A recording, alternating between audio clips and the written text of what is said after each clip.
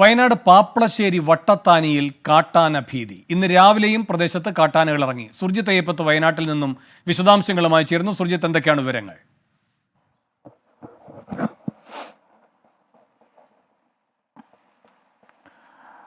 ഈ ആനകളുടെ ആന ഇറങ്ങുന്ന സംഭവം നിത്യമായിരിക്കുകയാണ് വയനാടിനെ സംബന്ധിച്ചിടത്തോളം. ഇന്ന് പാപ്പളശ്ശേരി ഭാഗത്ത്, അതോടൊപ്പം തന്നെ പുൽപ്പള്ളി, വേലിയമ്പത്ത്, ഇങ്ങനെ രണ്ടിടങ്ങളിലായി കാട്ടാനകൾ വലിയ ശല്യമാണ് ഉണ്ടാക്കുന്നത്.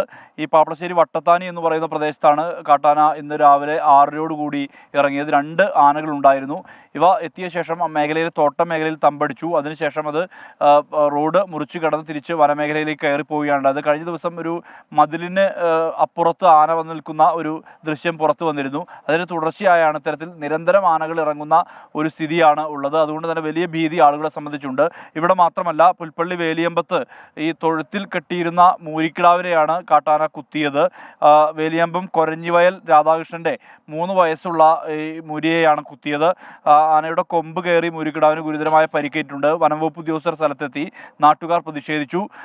ഈ ആനകൾ, ഈ ഫെൻസിങ് തകർത്താണ് ആനകൾ ഈ ആളുകൾ താമസിക്കുന്ന മേഖലയിലേക്ക് ഇറങ്ങുന്നത് എന്നുള്ളതാണ് ഉന്നയിക്കപ്പെടുന്ന ആരോപണം. എന്തായാലും വനംവകുപ്പ് ഉദ്യോഗസ്ഥർക്കെതിരെ പ്രതിഷേധം മേഖലയിൽ ഉയർന്നു. ഇത്തരത്തിൽ നിരന്തരം വലിയ രീതിയിലുള്ള പ്രതിസന്ധി വയനാടൻ ജീവിതത്തിൽ ഉണ്ടാക്കുന്നു കാട്ടാനകൾ എന്നുള്ളതിൻ്റെ തെളിവാണ് ഇത്തരത്തിലുള്ള സംഭവങ്ങൾ.